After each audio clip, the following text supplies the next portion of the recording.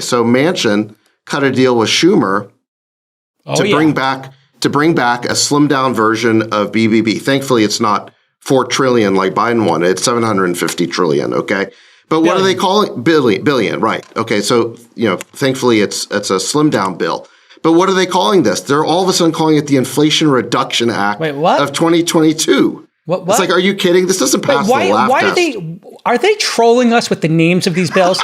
The bills are never what's in the bill. Why don't they just call it the Green Energy Bill and the Screw Private Equity Bill? I mean, that's basically what it is. Yeah. Well, inflation reduction sells to everyone, right?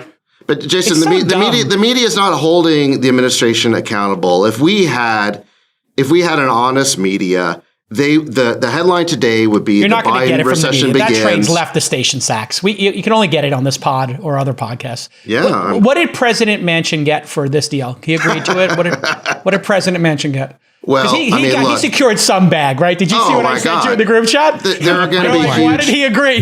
He's like, I got a pipeline. There's going to be huge handouts and pork for the state of West Virginia. There's no question about it. I mean, if you look at this bill, okay, we should just look at what's in it. And more and more is going to come out over the next few weeks, right? It's only one day old. Drip. So we're going to learn a lot more about what's in this. But the Republicans feel like, can you explain the dynamic as well after you get through this, of why the Republicans felt like now that he double-crossed them? Because the Democrats felt double-crossed by President Manchin, and now the Republicans are feeling double-crossed by President Manchin.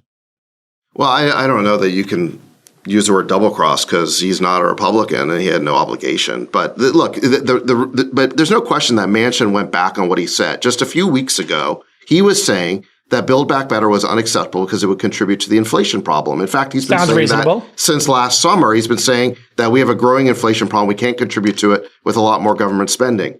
Now he's agreed to a $750 billion of which something like 450 is new spending.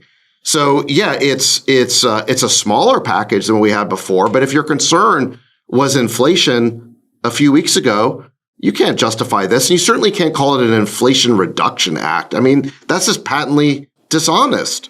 Well, how do they come up with it being inflation reduction? Is it because the healthcare stuff is theoretically going to help consumers have more money to spend? Look, I think it's a tenuous argument, but if you want to make the argument, there's some cap on what seniors pay for prescription drugs, and then there are subsidies for people who are in the market for an electric vehicle. However, those are small adjustments. Those are small rebates to a small segment of the population. I don't think you can argue in good faith that this bill will reduce CPI. That's just not a plausible argument. And the vast majority of the bill, like you said, are subsidies for clean energy, which are basically handouts to special interests in the donor class in the Democratic Party. Let's just itemize some of these things. So the largest single outlay, $60 billion, is for, quote, environmental justice initiatives to address the unequal effects of pollution on low-income communities and communities of color. This includes $3 billion to invest in community-led projects in disadvantaged communities and another $3 billion to support neighborhood equity, safety, and affordable transportation access. Another $30 billion shoveled to states in the form of grant and loan programs for states' electric utilities to advance the green energy transition. $30 billion for additional production tax credits to accelerate domestic manufacturing of solar panels, wind turbines, batteries, and critical minerals processing. So that's basically going to companies, right? $20 billion in loans to build new clean vehicle manufacturing facilities across the U.S., and $2 billion to revamp existing auto plants to make clean vehicles. $20 billion for the agricultural sector to, quote, curb emissions. $3 billion to reduce air pollution at ports. $10 billion investment tax credit to manufacturing facilities for things like electric vehicles, wind turbines, and solar panels. This seems redundant to the $30 billion outlay I just mentioned, but it's another giveaway to Democratic donors.